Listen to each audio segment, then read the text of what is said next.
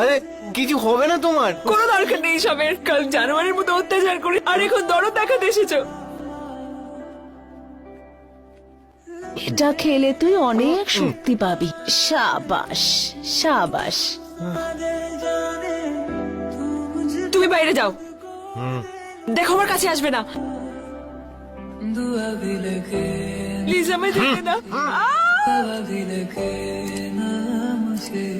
जब से दिल को मेरे तू लगा है नींद रातों की হ্যালো হ্যালো মা। হ্যালো, तूने क्यों ठगा है এই তো তোর ফোন দেখ।